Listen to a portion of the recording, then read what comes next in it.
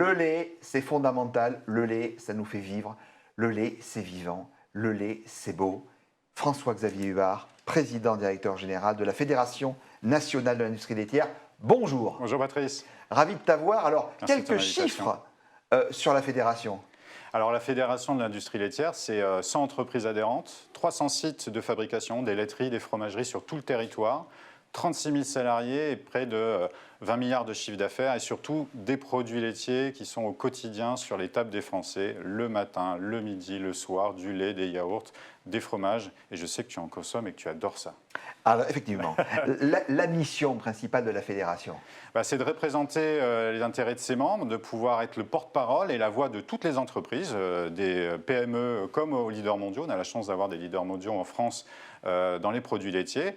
C'est de pouvoir aussi dialoguer avec les parties prenantes, que ce soit les pouvoirs publics, les médias, les ONG, la société civile. Et actuellement, on a beaucoup de sujets, beaucoup d'enjeux sur lesquels la fédération doit pouvoir être présente. François-Xavier, tu es un homme engagé. Oui. Et tu as un parcours très diversifié. C'est quoi pour les personnes qui nous écoutent, pour les personnes qui nous regardent, selon toi, le fil rouge en fait de ta trajectoire professionnelle? Je crois qu'il y a deux éléments qui peuvent me définir. En fait, quand tu es le fils d'un militaire de carrière et d'une maman qui a dédié sa vie à l'insertion professionnelle des plus éloignés de l'emploi, l'engagement pour l'intérêt collectif et l'intérêt général, ça fait sens. Donc ça, c'est un premier élément. J'ai toujours essayé de défendre vraiment des missions qui font sens et qui font écho à un intérêt général, collectif. Et la deuxième chose, c'est l'esprit de corps et l'humanisme. Je pense qu'on n'y arrive pas tout seul, on arrive avec une équipe. Et pour ça, j'ai beaucoup défendu les PME, les petites entreprises, parce que c'est dans ces entreprises-là qu'on retrouve cet esprit collectif et qu'on peut défendre ensemble des choses qui nous dépassent.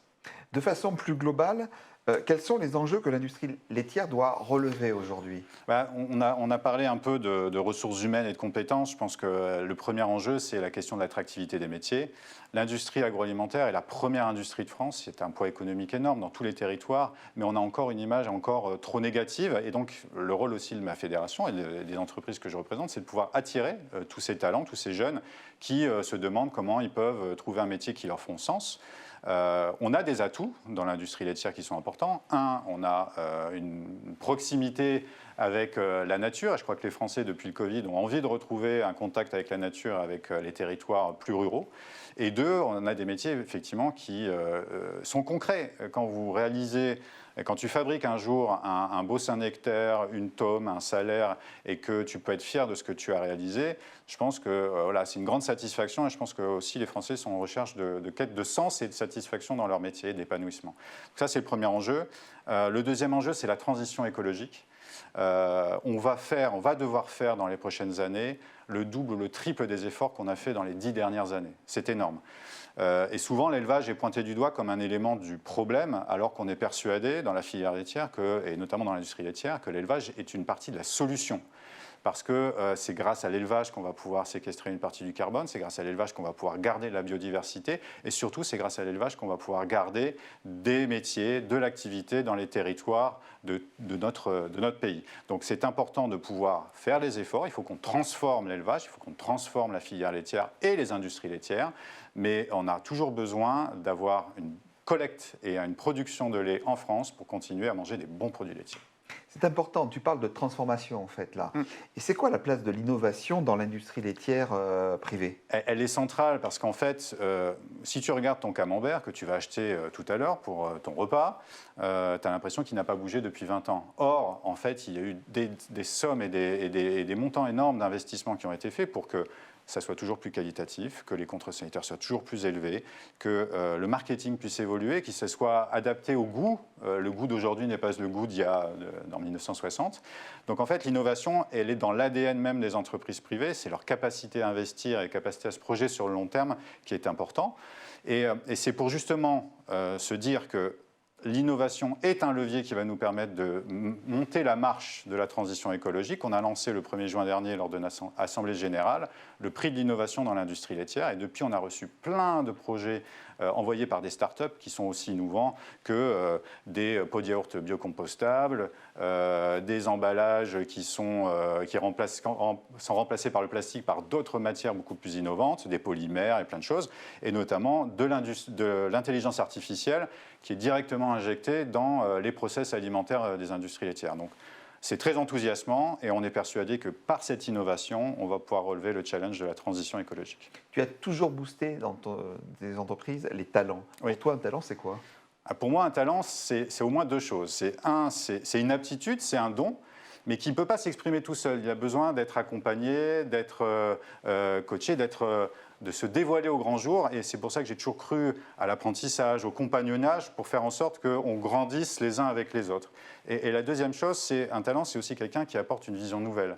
Et j'ai été secrétaire général de Nos Quartiers ont des talents pendant 3 ans avec Yazid Chir. Et j'ai beaucoup insisté sur le fait que les talents qui viennent d'autres origines sociales, d'autres milieux, d'autres façons de penser apportent beaucoup aux entreprises. Et je pense que ces talents-là, dans l'industrie laitière, ils vont s'éclater parce qu'on a pas mal de choses à leur proposer qui pourraient leur plaire. Et comme tu le sais, beaucoup de jeunes se posent pas mal de questions. Ouais. C'est l'instant nouvelle génération.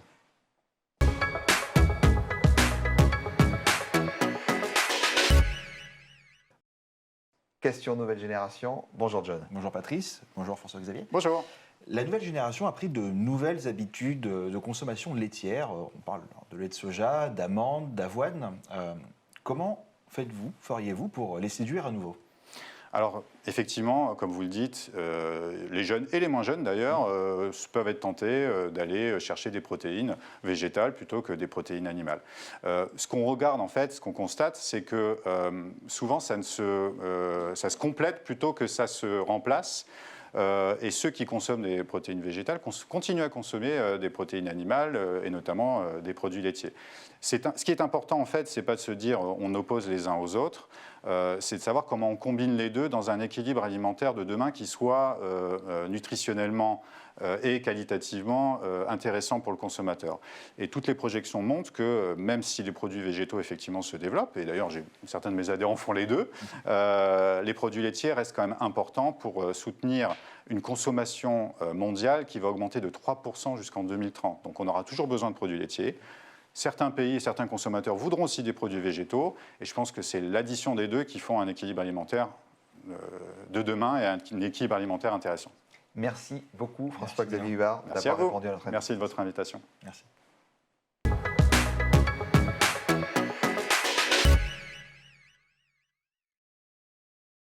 Du sourire, du plaisir, de l'envie. Yasmine Yamiren, bonjour à toi. Bonjour. Alors fondatrice, présidente d'une entreprise que j'ai connue qui s'appelait Midi Pile, qui s'appelle Mipi maintenant. C'est ça, depuis quelques semaines. Raconte-nous. Prêt à l'international, on a décidé de prendre un nom qui serait prononçable par tout le monde. Du coup, Mipi. Voilà, alors explique-nous un petit peu tout ce que fait ton entreprise. Ok. On est une société de transport de marchandises qui peut être très classique quand on l'aborde dans son entièreté, mais il y a un vrai engagement sociétal et environnemental. L'entreprise est née vraiment d'un constat de consommatrice. Moi, pendant le Covid, à me faire livrer au quotidien et à me dire il y a 3 choses qui m'ont bouleversée. C'est pourquoi le livreur il n'a pas envie d'être garant de l'expérience client, pourquoi je ne me fie livrer que par des hommes et pourquoi on parle de transition énergétique et je n'ai pas l'impression qu'il se passe grand-chose. Je me suis dit ok, 3 problèmes, 3 solutions, on y go. La première problématique, c'est l'expérience client. C'est un métier ouvrier, pas de qualification, pas de formation. C'est compliqué de demander à des jeunes de faire bien leur métier si on ne leur explique pas pourquoi et comment le faire. Les femmes, il y a moins de 5% de femmes dans le transport, donc un bel enjeu. Puis pour la transition énergétique, il faut accélérer les choses. Du coup, on a décidé d'assumer toutes ces responsabilités. Et ce qui t'a poussé vraiment à développer ton entreprise, c'est quoi en fait? C'est vraiment Covid à la maison, à me dire qu'en fait, on s'attarde. Le Covid a du bien presque. Mais alors, je pense qu'on est beaucoup à se poser des vraies questions existentielles et à Parce que justement, tu faisais quoi? J'étais responsable de contrôle de gestion achat dans le textile et le luxe. Rien à voir. Rien à voir. Et je me suis dit, allez, les camions, c'est pas très glamour, mais moi j'aime bien, on y va. C'est pas mon truc, mais j'y vais. C'est ça. En fait, c'est de l'audace. Oui. Voilà, et ça, je pense que tu l'as au fond de toi. Et donc, tu n'as pas peur de l'échec? Je suis terrorisée par l'échec. Et c'est une des Comment choses... tu contournes ça alors? Au début, très clairement, c'était un peu le blocage. Je me suis dit, non, Yasmine, si tu vas vers l'entrepreneuriat, entreprendre, c'est accepter d'échouer. Du coup, je pense que c'est mon moteur aussi. Je me dis, j'ai pas le droit à l'échec, surtout que maintenant, l'entreprise, c'est plus de 170 personnes. On est en croissance permanente. Pour eux, j'ai pas le droit. Ça, c'est une question de responsabilité. Oui. Et justement, quelles sont les prochaines... Parce que c'est la croissance, hein. Oui. C'est quoi les prochaines étapes en tant que chef d'entreprise, Miss Yasmine? Alors, on cherche à lever des fonds. Hello boss, j'ai forcément, envie de dire. on essaye en tout cas. On cherche à lever des fonds, on cherche vraiment à s'étendre dans tout le territoire. Aujourd'hui, on est dans 3 belles régions françaises. L'objectif, Tu peux les citer on est sur l'île, Bordeaux et en toute l'Île-de-France. Et c'est ça qui est beau avec la mobilité. Il n'y a pas de frontières. Donc nous, on a envie d'aller partout. On a la conviction de faire du bien. On a envie de faire du bien partout. Imagine-toi, Oui. en face de toi, la Yasmine, il y a Oui. 3 ans. Oui. Tu dirais quoi? Continue de ne pas avoir peur. Il n'y a pas de limite, il n'y a pas de frontières. Tu vas y arriver parce qu'il y a 3 ans, quand j'ai dit je vais m'attaquer à 10% du PIB français, on n'y croyait pas trop. Et c'est un vrai moment de solitude et je n'ai pas lâché. C'est ce que j'ai envie de dire à tous les entrepreneurs. Je pense que la plus belle motivation, elle est là et qu'il ne faut pas lâcher. Aujourd'hui, ça montre qu'il fallait bien ne pas lâcher. Tu donnes envie d'entreprendre, en tout cas. C'est vrai, merci. Tu te rappelles d'une personne qui s'appelle Moussa, Oui, déterminée? oui. Qu'est-ce qui t'a apporté? C'est un incubateur incroyable, l'entrepreneuriat pour tous. Ce qui m'a apporté, c'est la compréhension, les règles du jeu. C'est-à-dire quand on se lance dans l'entrepreneuriat, c'est tellement vaste. Et en fait, les déterminés, Moussa Camara, on nous prend par la main, on dit on est avec toi et on ne va pas te lâcher. Par contre, une fois, c'est comme le vélo, on enlève ensuite les roues de derrière, il faut pédaler. Aujourd'hui, je pédale toute seule, mais si je n'avais pas eu ces 2 roues au début, ça aurait été bien plus compliqué.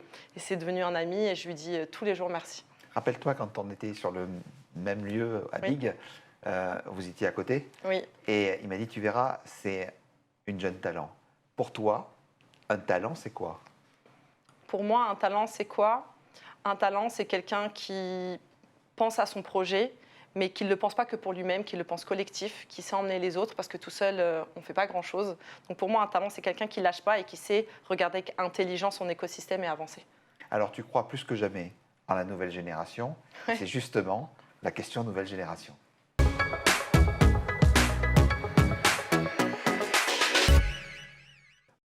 Oui, cette question nouvelle génération, c'est la question qui va être posée par John. Bonjour Patrice, bonjour Yasmine. Bonjour John. Dans un secteur qui est ultra masculin, quels conseils donneriez-vous aux femmes qui nous regardent?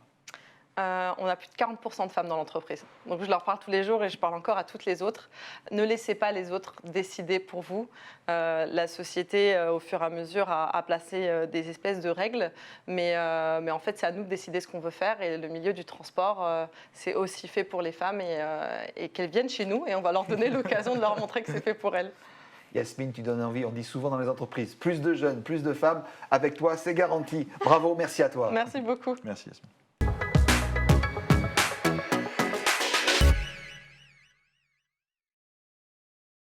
Ravi de recevoir un entrepreneur international à cette table, Benjamin Erozoglou, qui est président d'un beau groupe, Bentouch. Bonjour. Bonjour Patrice. Alors, parle-nous un petit peu de ton groupe. Un petit peu, c'est compliqué, mais on va en parler. Le groupe, il a commencé avec Technitois en 2002, il y a un peu plus de 20 ans. On a créé derrière la holding Bentouch il y a un peu plus de 15 ans, qui représente plusieurs marques. La R&D du groupe, la Technitois, la marque, le poumon central du groupe, qui a créé ce groupe. Aujourd'hui, on a Mister Toiture, avec une 20aine de magasins et une 30aine en cours. Et on a Europe Énergie, la rénovation énergétique. Et on s'est spécialisé dans la rénovation de l'habitat et de la maison individuelle surtout. Tu as toujours été au cœur de l'innovation. Ouais. Et comment l'innovation est-elle, justement, elle, au cœur du développement maintenant de ton groupe? Et est-ce que tu peux nous donner peut-être quelques exemples concrets de projets innovants qui ont fait la différence dans le secteur de la rénovation de l'habitat? En fait, moi, j'ai créé mon produit, mes produits d'hydrofuge. L'hydrofuge qui vient, c'est pas une peinture, une lasure. C'est un produit qui vient du latin hydrofuga, qui évite la pénétration de l'eau. Donc, on a développé ce produit. Aujourd'hui, on a tous les hydrofuges colorés de l'habitat. Donc, ça veut dire, pour faire simple, une peinture pour beaucoup. Mais ce qui nous permet, au lieu de changer, rénover. Donc, ça veut dire que des maisons, depuis 20 ans, on fait à peu près 50 à 60 000 rénovations par an de maisons individuelles. C'est énorme. Je sais pas, mais ça fait 50-60 000 quand même. Et en fait, toutes ces maisons-là, au lieu de rénover, au lieu de changer les toitures, on les a hydrofugées. Donc ça veut dire que sur une ardoise, on va respecter le pigment. On a été partenaire avec les ardoises de Trélazé et le musée de l'ardoise, où on a été partenaire aussi social, etc. Et on a développé nos colorants. De là, on a tout fabriqué nous-mêmes. Donc on a été dans l'infiniment petit, les quantum d'hôtes, les colloïdes fonctionnalisés, etc. Donc on a créé notre propre labo, et en améliorant nos produits. Parce que quand on commence une entreprise, on ne peut pas s'amuser tout de suite à avoir un labo. Donc moi, déjà, dans mon ADN, j'aime les choses naturelles. Donc j'essaie un maximum de choses. Et je pense que c'est de côté de ma mère, quand on était petit, moi j'étais toujours naturel, on C'est allait un au peu champ. héréditaire. Hein. Ouais, parce que je pense qu'on a tout sur Terre pour bien faire, en fait. Il ne faut pas se compliquer la vie des fois. Il y a des choses simples, il faut juste les trouver. Et au final, aujourd'hui, ce produit, on le fabrique. Et grâce à ces produits-là, on a fait d'autres protections de surface. Donc on s'est spécialisé sur la protection de surface fonctionnalisée. Le premier gros projet, on va dire média, pour pas, c'est Energy Observer, le catamaran. Je suis à la base du projet Energy Observer. Mon nom, on ne le verra pas. Ma boîte, on la verra. Mais je suis partenaire technologique. Donc c'est moi qui ai acheté le catamaran de Peter Block. C'est moi qui l'ai rénové. Derrière, qui l'ai cédé à une école de recherche. Aujourd'hui, il y a Energy Observer 2 qui devrait arriver. Il a déjà fait plusieurs tours du monde. Premier catamaran au monde à avoir fait le tour avec 0 pollution. Ça, c'est important. Et donc, de création de valeur, on parle souvent dans ton entreprise. C'est un aspect, je pense, clé de toute entreprise qui est prospère. Et donc, comment as-tu réussi à développer de la valeur, toi, au sein de Technitois? Pour moi, la valeur, elle est humaine. C'est une histoire d'hommes et de femmes qui créent des entreprises. Et je pense que, comme tout mot, il y a le mot intégration. Un salarié postule, il a des droits, il a des devoirs. Un patron ou un entrepreneur, il doit les intégrer. C'est à l'entreprise de les intégrer, de les former, de les accompagner. Et aujourd'hui, il y a 10 ans, on a créé le Figital. Je suis un des premiers à avoir créé le Figital. Je ne peux pas parler de la société que j'ai cédée. Aujourd'hui, on n'est plus actionnaire. C'est une marque qu'on a créée. En 5 ans, on a fait une centaine de boutiques. Aujourd'hui, le groupe, on a un peu plus de 100 boutiques et une trentaine d'ouvertures. Mais c'est 50-50 chez nous. Il y a autant d'humains que de digital. Quand je dis digital, aujourd'hui, c'est le téléphone, pour faire simple pour ceux qui ne connaissent pas. Et surtout, plus il y aura de digital, plus il y aura d'humain.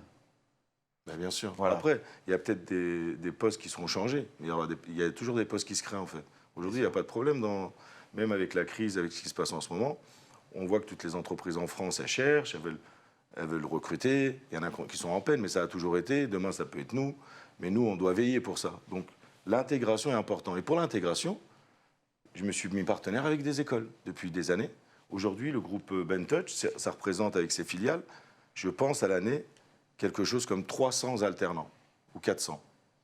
BTS, licence, master, en alternant. Je trouve que l'alternant, pour moi, c'est le meilleur compromis pour un jeune qui ne sait pas ce qu'il veut faire.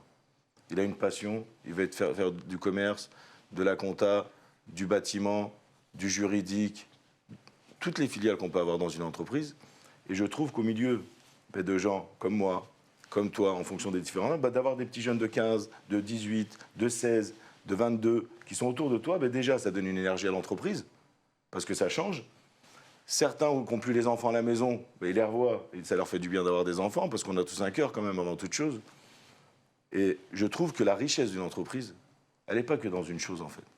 C'est comme un mur qu'on construit, les fondations elles doivent être costauds, et dès qu'on voit que ça ne va pas, il faut savoir gueuler, il faut savoir caresser, il faut savoir faire le bisou, mais il faut surtout savoir aussi s'unir entre nous pour aller dans un objectif commun qui est, pour moi, le plus important dans mon domaine, c'est que mon client il ait le sourire, qu'il soit content et qu'il ne nous revoie pas pendant 15 ans.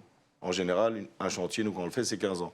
Mais ces mêmes clients, avec ce service-là, depuis des années, derrière, on a développé la façade, l'isolation, on s'est spécialisé dans tous les métiers du traitement de bois, traitement d'humidité, cuvelage. Donc, au lieu de changer, rénover. Je pense que c'est le plus gros pas déjà de la rénovation. Au lieu de mettre un toit neuf, une façade neuve, parce que l'autre il a dit que c'était le dernier cri, on s'en fout en fait. Ce qui est important, c'est que la maison elle vieillisse bien, qu'elle coûte la moins cher possible et qu'elle plaise à tout le monde. Après, alors ce que tu dis, ça va plaire beaucoup aux nouvelles générations parce que ça, cet état d'esprit qu'ils ont, cette nouvelle génération, c'est justement la question nouvelle génération.